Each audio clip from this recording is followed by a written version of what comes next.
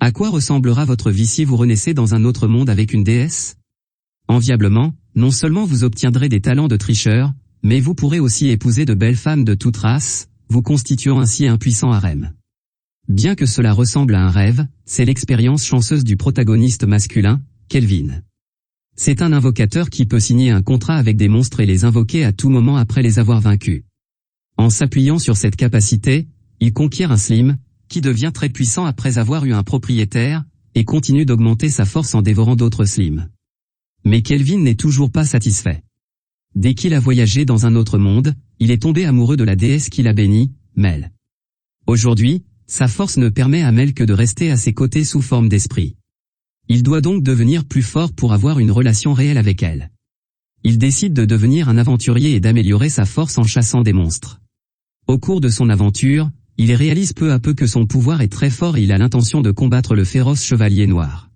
Par coïncidence, le plus puissant épéiste de la guilde des aventuriers se prend également d'affection pour cette tâche et lui propose de faire équipe avec lui. En fait, l'épéiste a tué de nouveaux aventuriers pour s'emparer de leurs biens. Heureusement, grâce au don de Mel, Kelvin reconnaît qu'il s'agit d'un meurtrier et décline l'offre. Se sentant en confiance, Kelvin propose une compétition pour savoir qui tuera le chevalier noir le premier. L'épéiste emmène alors ses compagnons au palais du chevalier noir à l'avance, prévoyant de tendre une embuscade à Kelvin. À sa grande surprise, Kelvin s'y est déjà rendu et a tué tous les soldats squelettes. Il s'avère que Kelvin est un accro au combat. Il a compris le complot de l'épéiste et compte profiter de l'occasion pour vaincre l'équipe de l'épéiste. Un homme fort, l'un des compagnons de l'épéiste, prend la tête de l'équipe, mais il est rapidement piégé par Kelvin grâce à la magie des marais. Kelvin bat alors l'homme fort et l'autre compagnon de l'épéiste avec sa lame de vent. Lorsqu'ils tentent de s'enfuir, un Slim géant leur barre la route. Après un long entraînement, le Slim de Kelvin s'est amélioré et a changé d'apparence. Il attache tous les ennemis avec ses longues tentacules, et les bête tous avec Kelvin.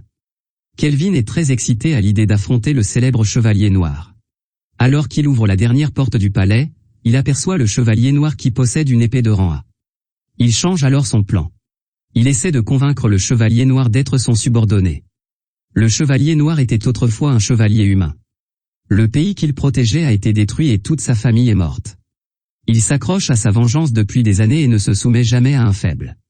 Kelvin ne peut obtenir sa loyauté qu'en le battant. La bataille commence immédiatement.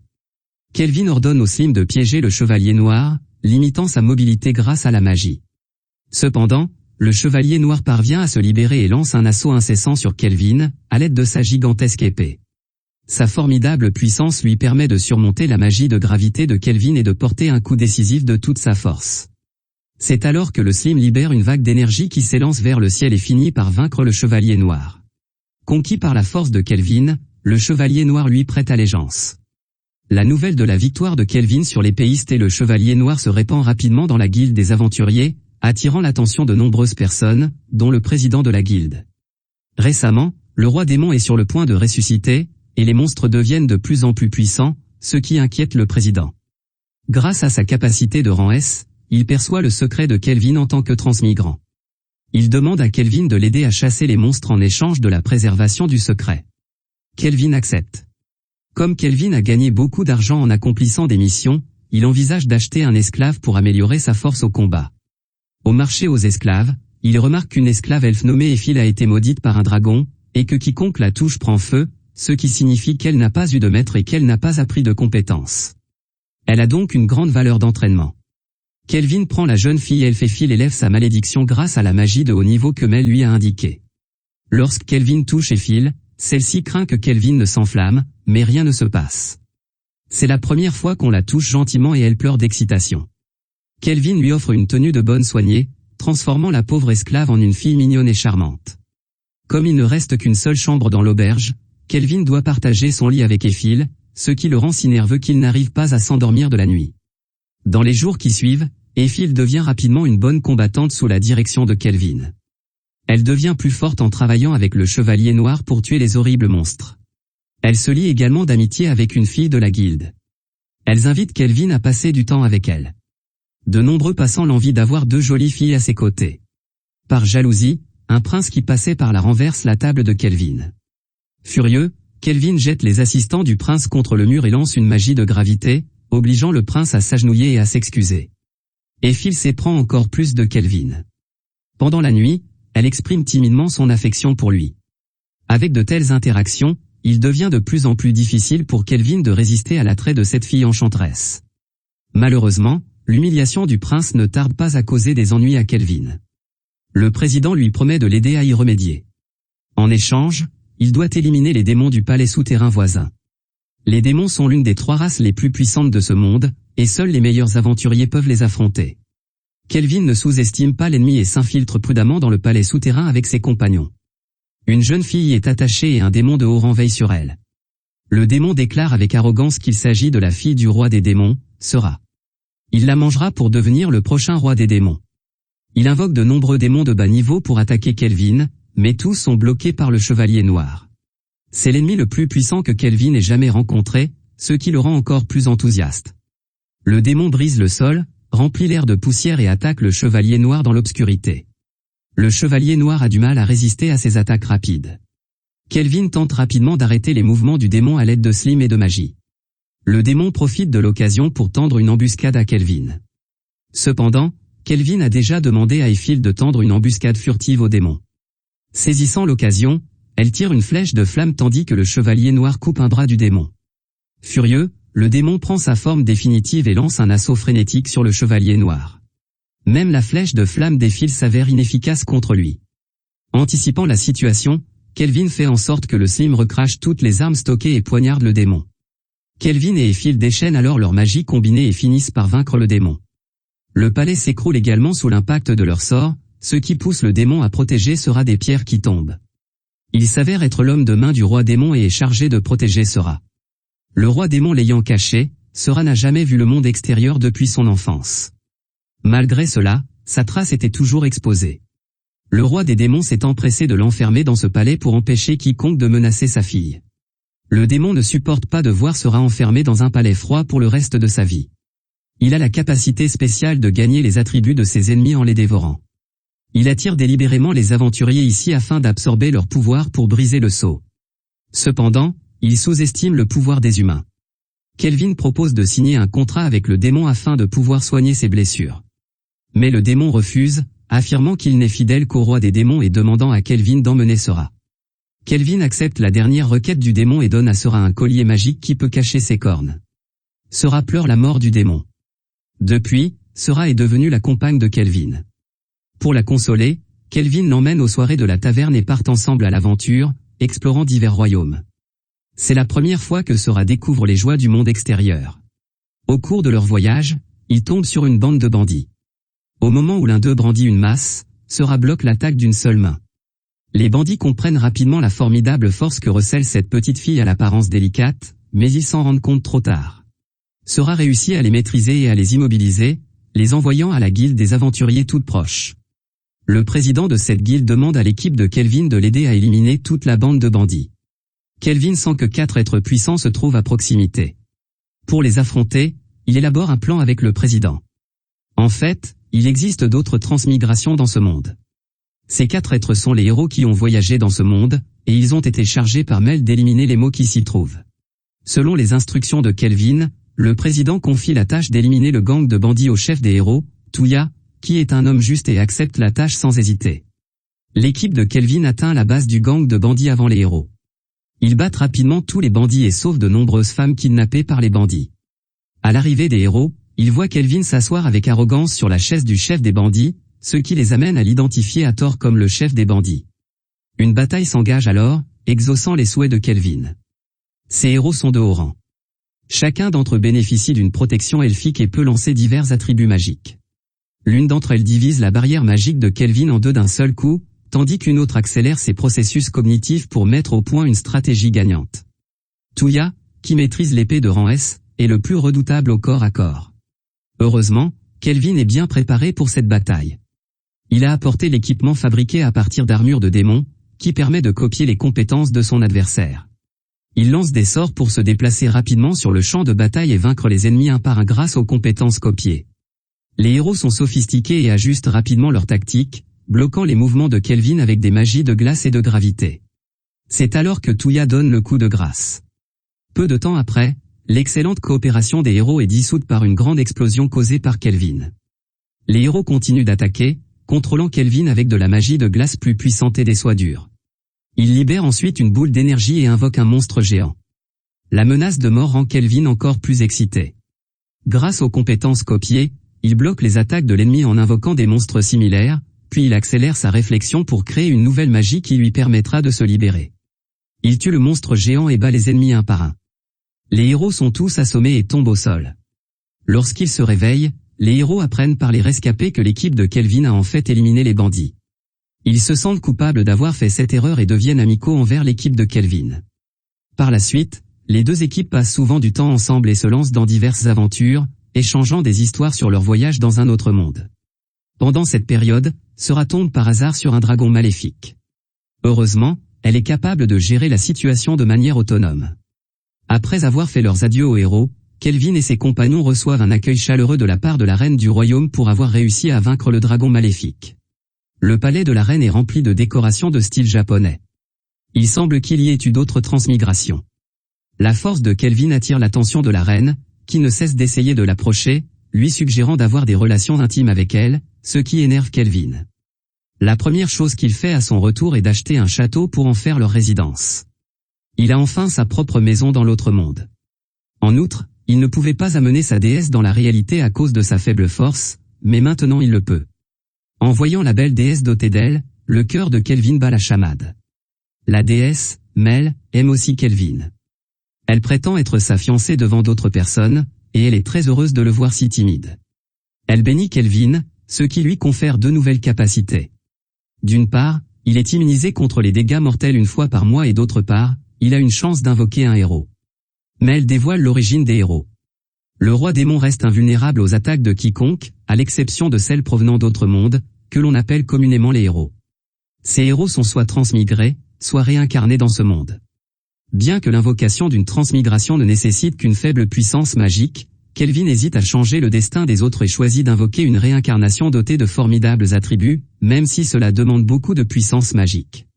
Il convoque une jeune fille nommée Rion qui souffrait d'une maladie et n'avait jamais quitté le service dans sa vie précédente. Elle est tellement reconnaissante à Kelvin de lui avoir donné la chance de revivre qu'elle s'évanouit sous l'effet des pleurs. Kelvin tombe également dans un bref coma en raison d'une consommation excessive de pouvoirs magiques. La maison de Kelvin s'anime. À l'exception du nouveau membre Rion, une mère et sa fille qui l'a sauvé des voleurs se portent volontaires pour devenir ses servantes. La plus jeune s'accroche toujours à lui et couche même avec lui. Il en va de même pour Mel et Sora. Kelvin est heureux de constater qu'ils deviennent une famille chaleureuse. Rion traite Kelvin comme son frère, espérant devenir un aventurier pour s'aventurer comme lui dans l'autre monde. Kelvin répond à son souhait en emmenant ses partenaires chasser des monstres dans la forêt. Il améliore non seulement la force de Rion, mais aussi celle des autres. Par la suite, il rencontre un loup de l'ombre, un monstre capable de se déplacer furtivement dans les ombres. Kelvin épuise la santé du loup des ombres en augmentant la pression de l'air autour de lui. Finalement, il sort victorieux du loup, réussit à le vaincre et ajoute un animal à fourrure à son équipe. Rion adore le loup des ombres. Ils s'entraînent et dorment ensemble, devenant les meilleurs compagnons qui soient. Kelvin pense qu'elle est devenue une guerrière capable de se battre seule, et il a l'intention de tester sa puissance de combat. Par coïncidence, l'occasion se présente. Une nuit, Sora remarque des assassins suspects dans les environs. Lorsque Kelvin l'apprend, il confirme le niveau des assassins grâce à ses compétences et décide de laisser Rion s'occuper du combat. Rion reçoit une épée de Kelvin. Elle sort avec le loup d'ombre pour affronter ses ennemis, pleine d'ardeur au combat.